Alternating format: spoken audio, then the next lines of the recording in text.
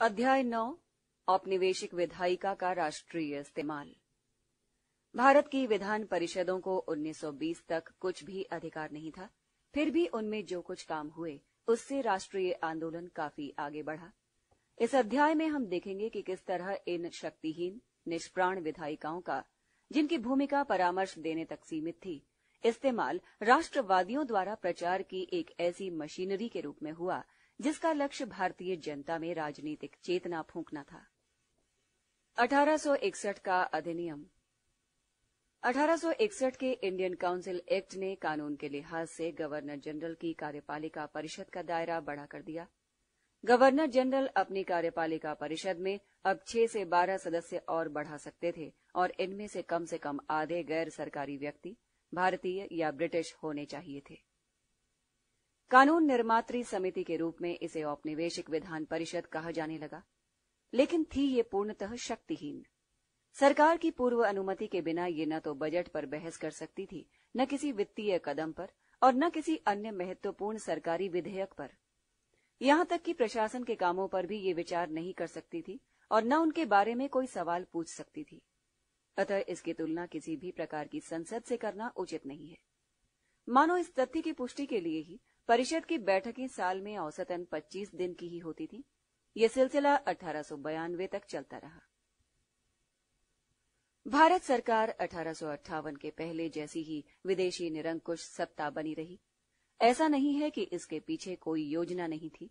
1861 का Indian councils विधेयक पेश करते समय भारत के लिए राज्य सचिव चार्ल्स वुड ने कहा था, समस्त अनुभव बतलाता है कि जब एक शक्तिशाली जाति दूसरी जाति पर शासन करती है तो शासन का मुलायम से मुलायम रूप निरंकुश सत्तावाद ही होता है।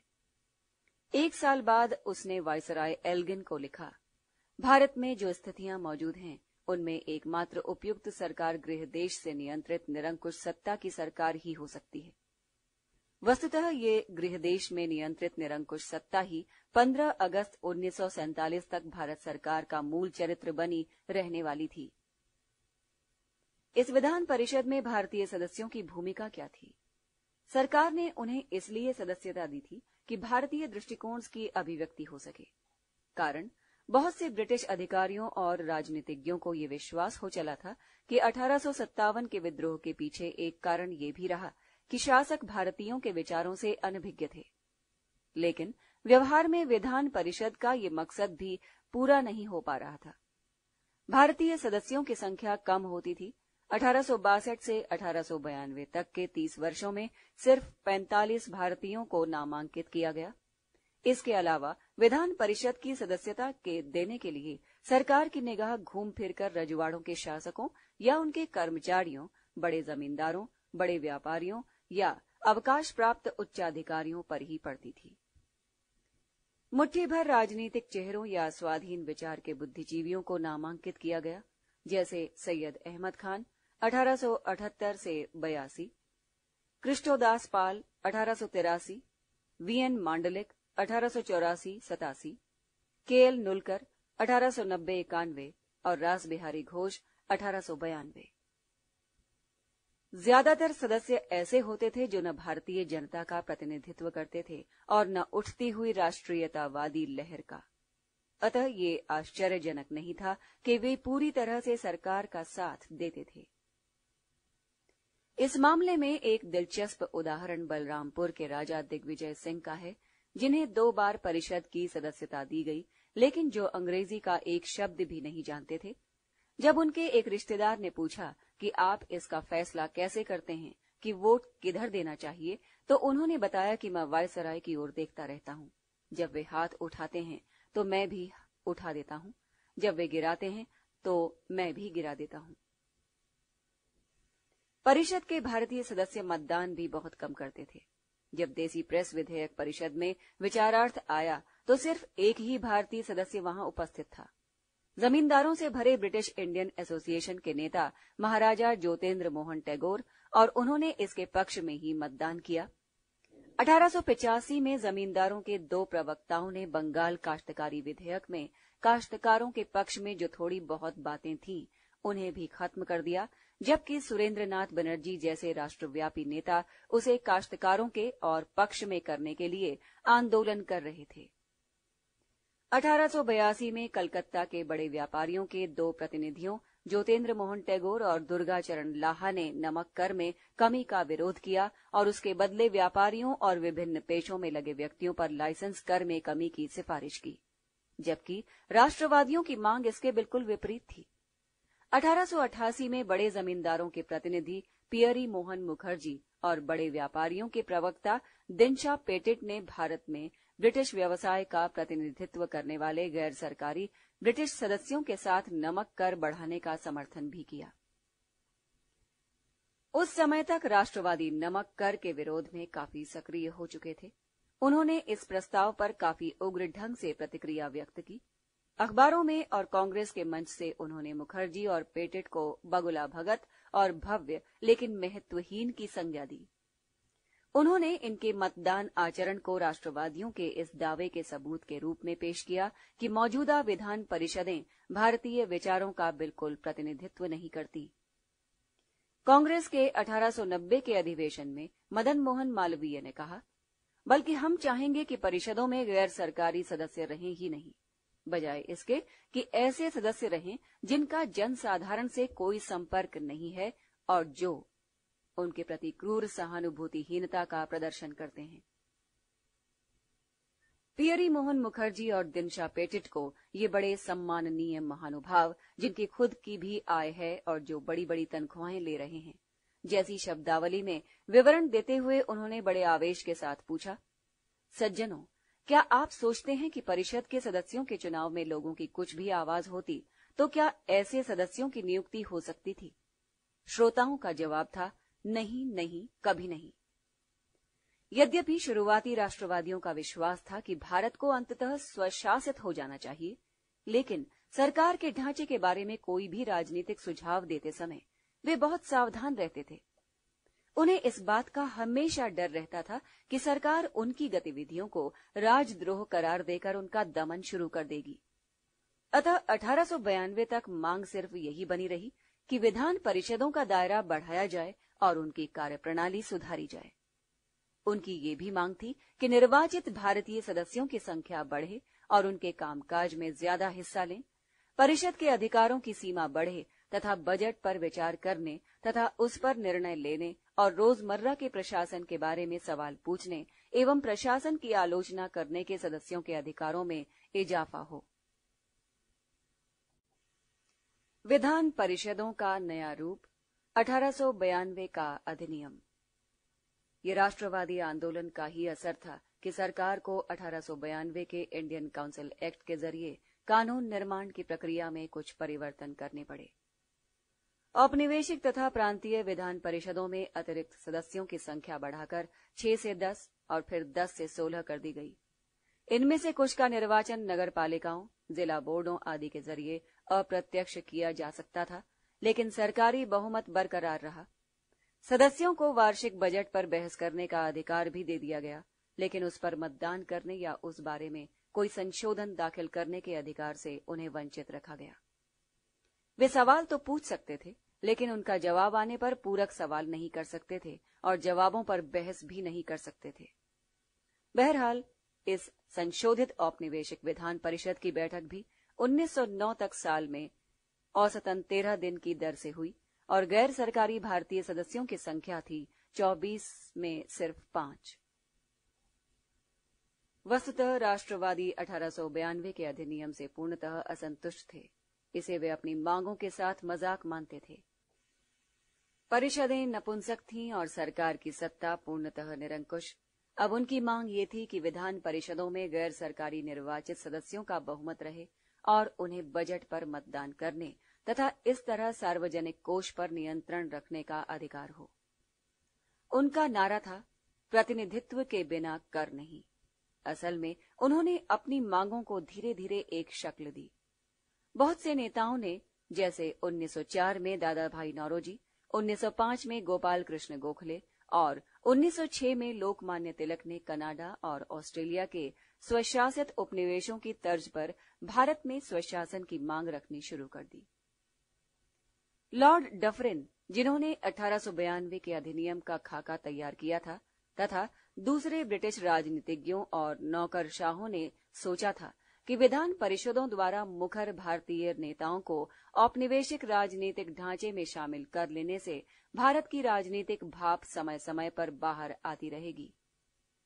आखिर विधान परिषदों के सदस्यों को कोई वास्तविक अधिकार तो था नहीं, वे सिर्फ लंबे चौड़े भाषण दे सकते थे। भाषणों से क्या होना हुआ न था। नौकरशाही परिषदों की गर्मागर्म लफवाजी की ओर से आंखें मूंद रह सकती थीं। राष्ट्रवादियों की भूमिका। लेकिन ब्रिटिश नीति निर्माताओं को भारत के नेताओं की राजनीतिक क्षमताओं का जरा भी अनुमान नहीं था। जिन शक्तिहीन और नपुंसक विधान परिषदों का गठन सरकारी नीतियों और निर्णयों का अनुमोदन करने वाली मशीन और उदीयमान राष्ट्रीय नेताओं को तुष्ट करने के खिलौनों के रूप में किया गया था, उन्हें इन्होंने नौकरशाही की कमियों और दोषों को निष्ठुरतापूर्वक उजागर करने, लगभग प्रत्येक सरकारी नीति और प्रस्ताव की आलोचना और विरोध करने तथा बुनियादी आर्थिक मुद्दों, खासकर सार्वजनिक वित्त से संबंधित सवालों को उठाने के मंच के रूप में बदल दिया। उन्होंने सरकार के कार्यों और नीतियों की आलोचना इस कसौटी पर की कि उनके पीछे इरादा क्या है, उनकी प्रणाली क्या है और उनके नतीजे क्या निकलेंगे।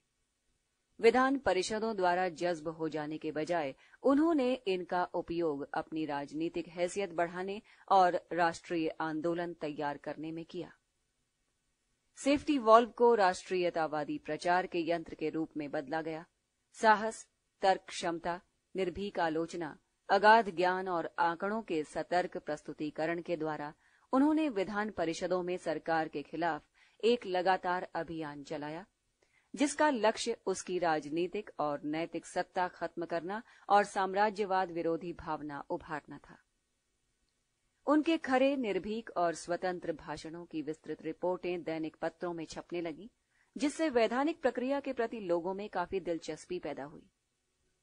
इन नई परिषदों ने कुछ बड़े राष्ट्रवादी नेताओं को भी आकर्षित किया। कांग्रेस के कुछ महत्वपूर्ण नाम, जिन्होंने 1893 से 1909 तक प्रांतीय या केंद्रीय विधान परिषदों में सदस्य के रूप में हिस्सा लिया, इस प्रकार थे। बंगाल में सुरेंद्रनाथ बनर्जी, कालीचरण बनर्जी, आनंद मोहन बोस, लाल मोहन घोष, डब्ल्यू.सी. बनर्जी और रास बिहारी घोष। मद्रास से पी. आनंद चार्लू, सी. शंकरन नायर और विजय राघव चेरियर। युक्त प्रांत से मदन मोहन मालवीय, अयोध्यानाथ विशंबरनाथ। बंबई से बाल गंगाधर तिलक, फिरोज शाह मेहता, आर.एम. सयानी, चिमनलाल सीतलवाड़, एन.जी. चंद्रवरकर और गोपाल कृष्ण गोखले तथा केंद्रीय प्रांत से जी.एम. चितनवीस। विधान परिषदों का ये नया इस्तेमाल करने तथा उनमें जान फूंक देने की दिशा में सबसे ओजस्वी भूमिका जिन दो व्यक्तियों की रही, वे थे फिरोज शाह मेहता और गोपाल कृष्ण गोखले। राजनीतिक रूप से दोनों ही नरमपंथी थे। दोनों अपनी निर्भीक आलोचनाओं और भारत में ब्रिटिश नौकरशाही की खुली नापसंदी के लिए मशहूर थे। दोनों ही भारतीय राष्ट्रीय कांग्रेस के महत्वपूर्ण नेता थे। जान फूंकी मेहता ने। फिरोज शाह मेहता का जन्म बंबई में 1845 में हुआ था। वे जब 1860 के दशक में लंदन में वकालत की पढ़ाई कर रहे थे, उन्हीं दिनों दादाभाई नौरोजी के प्रभाव में आए। वे बॉम्बे प्रेसिडेंसी एसोसिएशन के ही नहीं, भारतीय राष्ट्रीय कांग्रेस के भी संस्थापक सदस्य थे। 1890 के मध्य दशक से 1915 में अपनी मृत्यु तक वे कांग्रेस पर छाए रहे और उन पर अक्सर ये आरोप लगाया जाता रहा कि वे संस्था को अपने ढंग से चलाते हैं। वे बहुत ही शक्तिशाली वक्ता थे। उनके व्याख्यान न केवल साहसिक, सरल और तीखे होते थे, बल्कि उनमें हाजिर जवाबी, परिहास, व्यंग्य और साहित्यिकता का भी अच्छा खासा पुट होता था। औपनिवेशिक विधान परिषद में फिरोज शाह मेहता का पहला शक्तिशाली हस्तक्षेप जनवरी 1895 में देखने को मिला। उस समय 1860 के पुलिस अधिनियम में वो संशोधन करने का विधेयक विचाराधीन था, जिसके द्वारा किसी क्षेत्र में सजा के तौर पर पुलिस बल तैनात करने और उस क्षेत्र के निवासियों के चुने हुए हिस्सों से उसकी लागत वसूलने की स्थानीय अधिकारियों की शक्ति बढ़ाई जा रही थी। मेहता ने कहा कि ये कानून और व्यवस्था बनाए रखने के नाम पर अदालत में मुकदमा चलाए बिना लोगों को अपराधी मानने और सजा देने का कानून है। जनता के नागरिक अधिकारों की वकालत करते हुए मेहता ने कहा, मैं किसी ऐसे कानून की कल्पना नहीं कर सकता जो इससे ज्यादा अधकचरा, प्रतिगामी, दुरुपयोग की संभावनाओं वाला या हताश करने वाला हो। कोई अंधा भी इसे देख सकता है कि ये कार्यपालिका के अधिकारियों को अत्यंत प्रिय उन अधकचरे कानूनों का ही एक अंग है जो इस वैज्ञानिक सत्य को नहीं पहचान सकते ही नहीं कि निर्दोष व्यक्तियों को नुकसान पहुंचाए या पीड़ित किए बगैर अपराध की सजा देनी है या उसका दमन करना है, तो इसका नियंत्रण न्यायिक प्रक्रिया द्वारा होना चाहिए। अधिनियम पर अमल करने का भार कार्यपालिका के जिन अधिकारियों को सौंपा जाना था, उनकी क्षमता और निष्पक्षता का संदेह व्यक्त करते हुए मेहता ने कहा, इस पर विश्वास करना बेकार होगा कि वे अपने वर्ग और अपने स्थितिजन्य पक्षपातों, पूर्वाग्रहों और दोषों से मुक्त होंगे। इस भाषा या इन टिप्पणियों को आज कोई भी बहुत कड़ी या तीखी आलोचना नहीं मानेगा, लेकिन उस वक्त सरकारी अधिकारियों पर, जो अपने को ऐसी आलोचनाओं से परे मानते थे, इनका असर बम की तरह हुआ।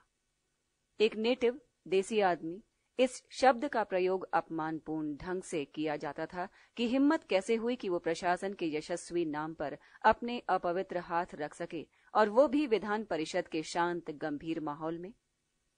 वित्त सदस्य जेम्स वेस्टलैंड सदन में बोलने के लिए खड़े हुए और उस नई प्रवृत्ति का जोरदार विरोध किया जिसका प्रवेश मेहता ने इस काउंसिल में कराया है।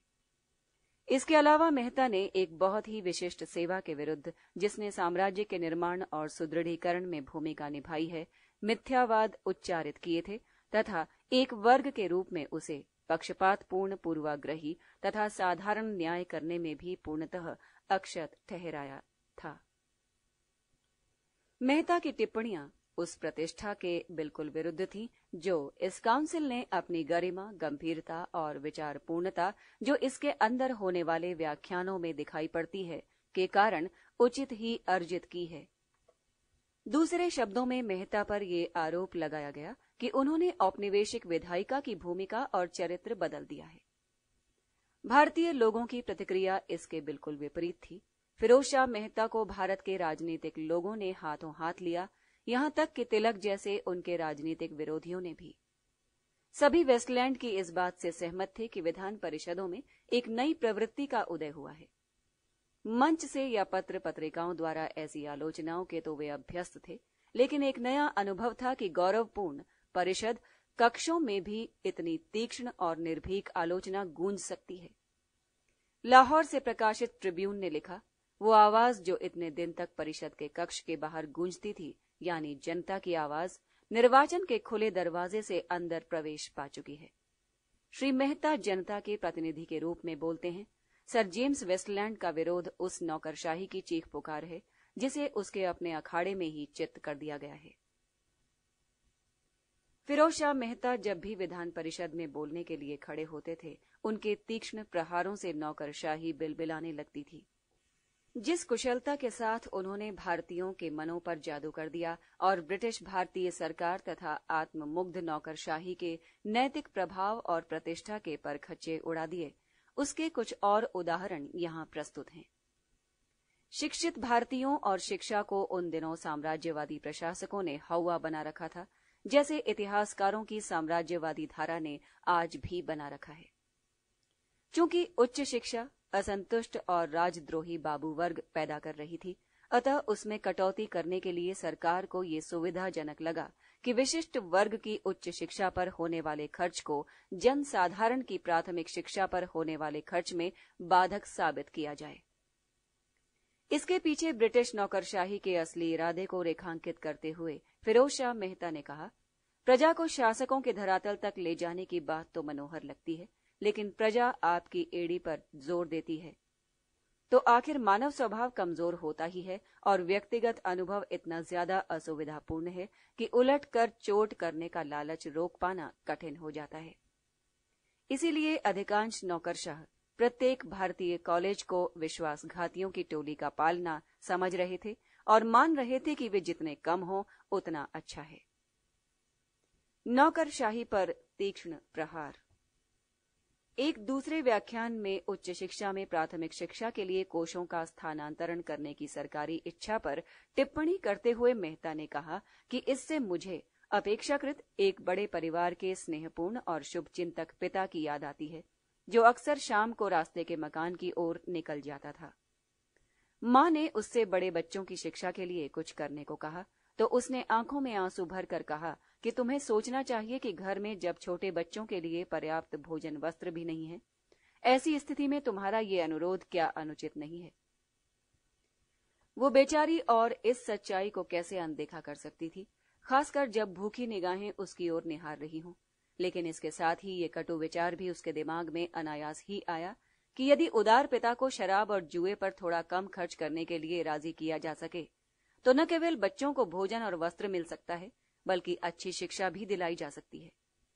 इसी तरह सज्जनों, जब हमें गरीब जनता की सफाई, शुद्ध जल, चिकित्सा और प्राथमिक शिक्षा जैसी फौरी जरूरतों की याद दिलाई जाती है, तो क्या हम विनम्रता के साथ ये अर्ज नहीं कर सकते कि यदि देश के विशाल और विकासमान संसाधनों को तरह तरह की सनकों और विलासिताओं पर, महंगे आवासों और राजसी फर्नीचर पर, गर्मी के दिनों में पहाड़ों की यात्रा पर, सीमांत प्रदेशों की तफरीहों पर और इन सब के अलावा एक गैर जिम्मेदार सैन्य नीति की खर्चीली और कभी न तृप्त होने वाली मांगों पर क्रूरता पूर्वक नहीं लुटाया जाता, और उन्हीं लोगों के द्वारा जो इसकी आवश्यकताओं के बारे में इसी ढंग से सोच सकते हैं कि अपने स्वार्थों और महत्वाकांक्षाओं के लिए स्थान निकाल सकें, तो न केवल जनता की इन आवश्यकताओं के लिए बल्कि उच्च शिक्षा के लिए भी कोष निकल आएगा। ब्रिटिश अधिकारी अक्सर ये कहा करते थे कि भारत के किसान गरीब हैं और कर्ज में डूबे रहते हैं, तो इसीलिए कि वे शादी ब्याह और त्योहारों पर बेतहाशा खर्च करते हैं। 1901 में बंबई की विधान परिषद में एक विधेयक पेश किया गया, जिसका उद्देश्य किसानों का भूमि स्वामित्व का अधिकार छीन लेना था, ताकि वे फिजूल खर्ची के कारण अपनी जमीन बेच न सकें। मेहता ने भारतीय किसानों पर लगाए जाने वाले इस आरोप का खंडन किया और विधेयक का विरोध करते हुए किसानों के इस अधिकार की वकालत की कि वे भी अपने जीवन में कुछ आनंद भर सकें और कभी कभी खुशी मना सकें। औसत भारतीय मजदूर की जिंदगी क्या है? मेहता ने कहा, मिट्टी के कुछ नए बर्तन, कुछ जंगली किस्म के फूल, देहाती टमटम पेट भर खाना, रद्दी किस्म की सुपारी, पान और सस्ती किस्म का तंबाकू तथा कभी कभार सस्ते भड़कीले गहने, यही तो वे चंद खुशियां हैं जो एक सामान्य गृहस्थ, जिसकी जिंदगी सुबह से शाम तक थका देने वाले श्रम की अटूट कड़ी है, त्योहार के मौके पर महसूस करता है। और जब सरकार अपने बहुमत के बल पर इस विधेयक को पारित कराने पर अड़ गई, तो मेहता ने भारत के संसदीय इतिहास में एक अभूतपूर्व कदम उठाया। वे गोखले, जी के पारेख, बालचंद्र कृष्ण और डीए खरे के साथ विधान परिषद से बहिर्गमन कर गए। एक बार फिर नौकरशाही उनसे कृपित हो उठी। टाइम्स ऑफ इंडिया ने तो, जिसके मालिक उस समय अंग्रेज थे, यहां तक लिखा कि इन सदस्यों से इस्तीफा दिलवा देना चाहिए। अंतिम उदाहरण, मद्यपान रोकने के नाम पर उसे बढ़ावा देने की सरकार की उत्पाद शुल्क नीति की आलोचना करते हुए मेहता ने 1898 में टिप्पणी की कि उत्पाद शुल्क विभाग उस उपदेशक के उदाहरण का अनुकरण करता प्रतीत होता है, जिसका कहना था कि यद्यपि मैं अच्छे सिद्धांतों की शिक्षा देने के लिए बाध्य हूं, लेकिन उन पर अमल करना कतई जरूरी नहीं है। फिरोज शाह मेहता स्वास्थ्य ठीक न रहने के कारण 1901 में औपनिवेशिक विधान परिषद से रिटायर हुए। उन्होंने अपनी जगह 35 वर्षीय गोखले को निर्वाचित कराया, जो पूना सार्वजनिक सभा के सचिव और सुधारक के संपादक के रूप में तब तक प्रसिद्ध हो चुके थे। 1897 में लंदन में भारत में खर्च पर रॉयल कमीशन के समक्ष उन्होंने भी गवाही दी थी कि सुरेंद्रनाथ बनर्जी, डी.ई. वाचा, जी. सुब्रमण्यम अय्यर तथा दादाभाई नौरोजी जैसे धाकड़ नेताओं से भी ज्यादा उभर कर आए थे। गोखले फिरोज शाह मेहता के योग्य उत्तराधिकारी से कुछ ज्यादा ही साबित हुए। गोपाल कृष्ण गोखले एक असाधारण बुद्धिजीवी थे तथा न्यायमूर्ति रानाडे और जीवी जोशी ने उन्हें भारत का आर्थिक स्थितियों का अच्छा अध्ययन कराया था। वे कुशल वक्ता नहीं थे और न तिलक, नौरोजी तथा आर.सी. दत्त की तरह कठोर और शक्तिशाली भाषा का इस्तेमाल ही करते थे। न वे मेहता की तरह परिहास, व्यंग्य और कटाक्ष का सहारा लेते थे। एक वक्ता के रूप में वे विनम्र, तर्कपूर्ण, शिष्ट, अलंकार रहित पर स्पष्ट थे। उनका ज्ञान काफी विस्तृत था और वे तथ्यों के सतर्क, शांत और तार्किक प्रस्तुतिकरण तथा विश्लेषण पर ज्यादा निर्भर करते थे। परिणामतः उनके भाषणों से न तो किसी का मनोरंजन होता था और न कोई आहत महसूस करता था, लेकिन अपनी बौद्धिक शक्ति के कारण वे धीरे धीरे श्रोताओं या पाठकों को अपनी गिरफ्त में ले लेते थे। गोखले की विशेष प्रसिद्धि उनके बजट भाषणों से होती थी, जिनकी विस्तृत रिपोर्ट दैनिक पत्रों में छपा करती थी और पाठक सुबह के अखबार की व्यग्रता से प्रतीक्षा करते रहते थे। उनकी भूमिका विधान परिषद को एक खुले विश्वविद्यालय में बदल देने की होनी थी, जिसके द्वारा जनसाधारण के बीच राजनीतिक शिक्षा फैलाई जा सके। 26 मार्च 1902 को उनके पहले बजट भाषण ने ही उन्हें भारत का सबसे बड़ा संसदीय व्यक्तित्व साबित कर दिया। वित्त सदस्य एडवर्ड लॉ ने 7 करोड़ की बचत का बजट प्रस्तुत किया था, जिसके कारण पूरे सदन में उनकी वाहवाही हो रही थी। और तभी गोखले बोलने के लिए खड़े हुए। उन्होंने कहा कि मैं अंतश्चेतना के कारण बचत की इस बड़ी राशि पर बधाई देने वालों में शामिल नहीं हो सकता। इसके विपरीत बचत वाले बजट देश की स्थिति और देश की वित्तीय स्थिति के बीच समन्वय के पूर्ण अभाव का उदाहरण है। गंभीर मंदी और दारिद्र्य के समय आने के कारण इस तरह की बचतें समुदाय के प्रति अन्याय हैं। गोखले के भाषण का मुख्य बिंदु भारत की गरीबी थी। उन्होंने इस समस्या के सभी पहलुओं की जांच की और इस निष्कर्ष पर पहुंचे कि अधिकांश लोगों की भौतिक स्थिति तेजी से गिर रही है और ये घटना दुनिया के आर्थिक इतिहास में सर्वाधिक दुखद है। इसके बाद उन्होंने बजट का विस्तृत विश्लेषण शुरू किया। उन्होंने आंकड़ों द्वारा साबित किया कि किस तरह सूखा और अकाल के समय भी लगान और नमक कर का परिमाण बढ़ता गया था। उन्होंने इन 2 करों में कटौती की मांग की और कहा कि कर योग्य आय की न्यूनतम राशि को बढ़ाकर 1000 रुपए कर देना चाहिए ताकि निम्न मध्य वर्ग के लोगों को परेशानी न हो। उन्होंने सेना और भारतीय सीमाओं के परे क्षेत्रीय विस्तार पर भारी खर्च की भर्त्सना की और उसके बजाय शिक्षा तथा उद्योग पर खर्च बढ़ाने की मांग की। उन्होंने कहा कि भारत का वित्तीय प्रबंध बताता है कि भारतीय हितों को अनिवार्य रूप से विदेशी हितों के अधीन किया जा रहा है। उन्होंने भारतीय वित्त व्यवस्था की दुर्बल स्थिति और लोगों की गरीबी का संबंध भारतीय अर्थव्यवस्था और राज्यतंत्र की औपनिवेशिक हैसियत से जोड़ा। लोगों पर गोखले के पहले बजट भाषण का असर बिजली की तरह हुआ। जैसा कि उनके जीवनीकार B.R. नंदा ने लिखा है, बायरन की तरह वे भी कह सकते थे कि एक सुहानी सुबह से सोकर उठे और पाया कि प्रसिद्ध हो चुके हैं। उनके कटुतम आलोचकों ने भी साथ साथ उनकी प्रशंसा की और राष्ट्रीय प्रेस का तो कहना ही क्या, उसने तो उन्हें सिर पर उठा लिया। अगले 10 वर्षों में गोखले ने साहस, दृढ़ता और योग्यता के इस संगम का उपयोग प्रत्येक वार्षिक बजट और तमाम विधेयकों के सिलसिले में किया और इस प्रक्रिया में ढेर सारी चीजों को उजागर किया। किसानों का दारिद्र्य और दुख दर्द, भारतीय संपत्ति का दोहन, औद्योगिक विकास की सरकारी उपेक्षा, गरीबों पर टैक्सों का बोझ, प्राथमिक शिक्षा, स्वास्थ्य और चिकित्सा सुविधाओं जैसे कल्याणकारी कार्यों का अभाव, प्रेस तथा अन्य नागरिक स्वतंत्रताओं के दमन की सरकारी चेष्टा, ब्रिटिश उपनिवेशों में भारतीय मजदूरों की दासों जैसी हैसियत, भारतीयों का नैतिक ह्रास, भारतीय अर्थव्यवस्था का पिछड़ापन और शासकों द्वारा भारतीय हितों का पूर्ण दमन। वायसराय से लेकर एकदम नीचे के अधिकारी तक ब्रिटिश शासन की नीतियों की इस तीक्ष्ण और आघातकारी आलोचना से कुपित रहते थे, लेकिन सच्चाई के आगे वे कर भी क्या सकते थे। 1904 में वित्त सदस्य एडवर्ड लॉ की उत्तेजना इस रूप में फूटी जब वे इस काउंसिल की मेज पर अपना स्थान ग्रहण करते हैं, तो वे अचेतन रूप से अभ्यस्त मातम मनाने वालों की भूमिका आचरण अख्तियार कर लेते हैं और सरकार की गलतियों पर उनका हृदय विदारक रुदन और विलाप इतना दयनीय हो जाता है कि वो लंबे अभ्यास और प्रशिक्षण से ही संभव है। गोखले के बजट भाषण सरकारी अधिकारियों में इस कदर भय उत्पन्न करते थे कि 1910 में वायसरॉय लॉर्ड मिंटो ने राज्य सचिव से R.W. कार्लाइल को वित्त सदस्य नियुक्त करने को कहा, क्योंकि उन्हें व्यक्तिगत रूप से एक प्रत्याशित आक्रमण की खबर मिली थी जिनमें गोखले हमारी पूरी राजस्व पद्धति पर विचार करेंगे और ये महत्वपूर्ण है कि हम उसका सामना करने के लिए पूरी तरह तैयार रहें। गोखले को इसका पूरा प्रतिदान भी मिला, जनता के प्यार और आदर के रूप में। उनकी संसदीय उपलब्धियों पर लोगों को गर्व था और उन्हें विपक्ष के नेता की सम्माननीय उपाधि दी गई। गांधी जी ने उन्हें अपना राजनीतिक गुरु माना और तिलक ने, जो आजीवन उनके राजनीतिक विरोधी रहे, उनकी अंत्येष्टि पर कहा, भारत का ये हीरा, महाराष्ट्र को ये रत्न, कार्यकर्ताओं का ये राजकुमार चिता स्थल पर शाश्वत निद्रा में निमग्न है।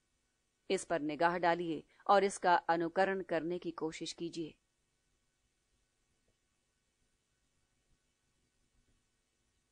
अध्याय 9, औपनिवेशिक विधायिका का राष्ट्रीय इस्तेमाल, समाप्त। अगला अध्याय सुनने के लिए कृपया एक बार क्लिक करें।